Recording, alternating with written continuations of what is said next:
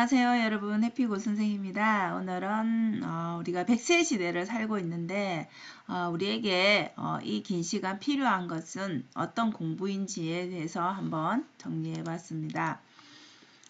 인생 공부. 네, 첫 번째, 이 영상은 매일경제에서 제가 자연선님의 책 출간 때문에 이 인터뷰를 하신 것 같은데, 인생이 흔들릴 때 열반경 공부라는 책을 펴내신 것 같아요.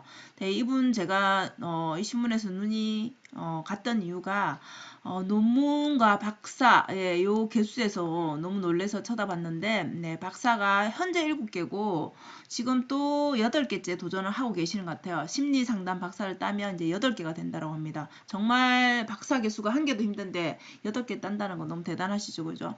그리고 논문도 190편이 나왔었다고 하시니 이것도 대단하고, 그리고 유튜브가 한 개 하기도 힘든데 3개를 운영하고 계신다고. 그래서 이런 뭐 공부로 치자면은 그죠, 열반의 경지까지 이르신 분이 어떤 얘기를 썼는지 저도 좀 궁금함이 들었는데, 일단 요 신문에서 내용은 우리 현재를 살아가면서 다들 힘들어 하잖아요, 그죠? 그래서 위로하는 것보다는 현실에 뭔가 어떤 문제가 있는지를 피하지 말고 직시해야 된다라는 그런 좀 뼈 때리는 좀 조언들을 좀 날리십니다. 그래서 그것들을 한번 정리를 해봤습니다. 자, 100세 시대에 여러분들은 필요한 것이 우선은 건강이겠죠, 그죠? 100세를 산다고 해서 건강하지 않으면 사실 삶이 힘들잖아요, 그죠? 그래서 내가 움직일 수 있고 내가 먹고 싶은 걸 먹고 그 다음에 갈 수 있을 때, 어딜 가고 싶을 때, 이런 식으로 내 행동이 좀 자유로워야지, 남의 도움을 받는 정도가 아니어야지 행복한 삶을 살 수 있겠죠. 그래서 우리가 대부분은 건강에 대한, 운동에 대한 이런 필요성, 내지는 뭐 건강 보조식품, 그거에 관련된 거죠. 어떤 약을 뭐 보조식품으로 먹고, 그 다음에 나에게 필요한 게 뭔가, 이런 쪽에서는 되게 생각을 많이 하고 실제적으로 행동을 하시는데, 이 공부에 대해서는 많이 인식을 못한다라는 것이죠. 우리가 50세 정도가 되면은 물론 40대 후반부터도 이게 30대와 또 다른 생각들을 하게 되잖아요. 그래서 50세가 되면 우리 인생의 어느 정도 절반 정도 왔다라고 본다라면, 절반이 안 남았을 수도 있겠죠, 그죠? 개인마다 다 다르니까요. 남은 생을 알 수가 없으니까. 근데 자녀들이 어느 정도 크고 뭐 결혼을 하고 안 하고 다 개인적인 사정들은 다 다르지만, 이 인생에서 뭔가 큰 전환점 내지는 그 흔들리는 상황들을 분명히 경험을 한단 말이에요. 자, 그러면은 그때 이제 어떻게 할 것인가? 그때는 이제 이 스님이 말씀하시기를, 종교라든지 뭐 철학이라든지 우리가 평소에 하지 않는 그런 생각들을 하기 위해서는 다른 것들을 주입을 해야 되겠죠, 그죠?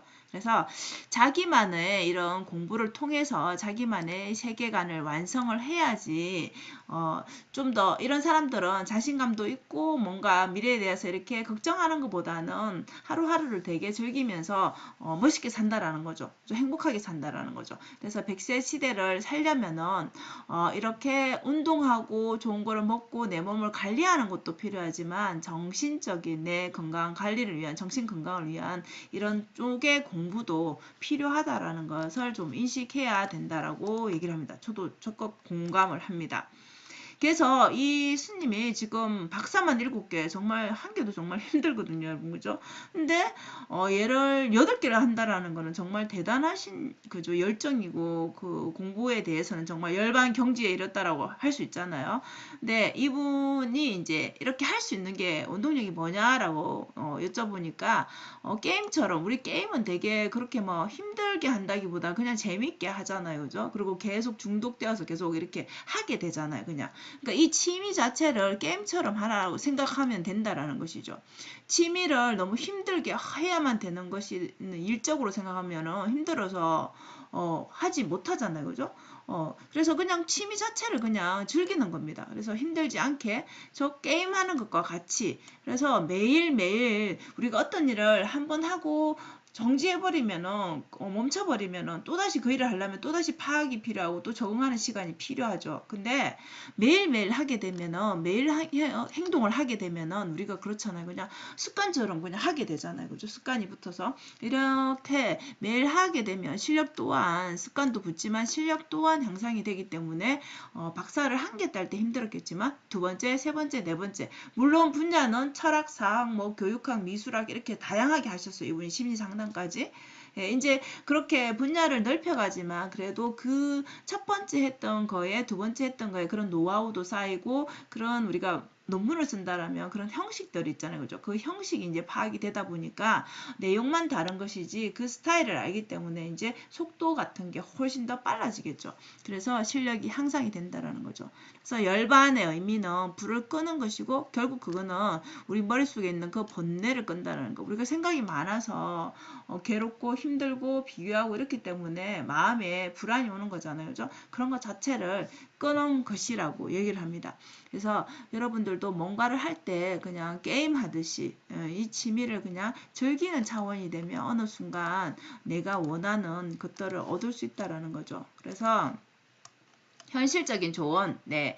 현실을 피하려고 하지 말고 마주하라는 거죠. 직시하고 그리고 우리가 인생은 성적순이 아니다라고 하지만 사실은 우리가 생활하는 모든 것들이 보면은 잘하는 순으로 다 매겨지잖아요. 그죠? 그래서 이거는 틀린 말이 아니다. 이제 스님 말씀은 맞다. 성적순이.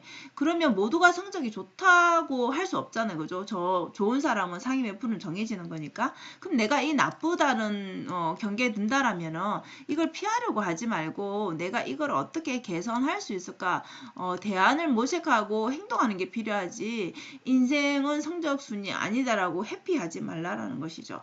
그래서 이렇게 뭔가가 이 세상을 돌아가는 것 자체가 다들 그 자기만의 그 삶의 그 형식이 스타일이 있겠지만은 이 고정된 그 틀을 바꾸라는 거죠. 틀을 그냥 탈피하라는 거죠.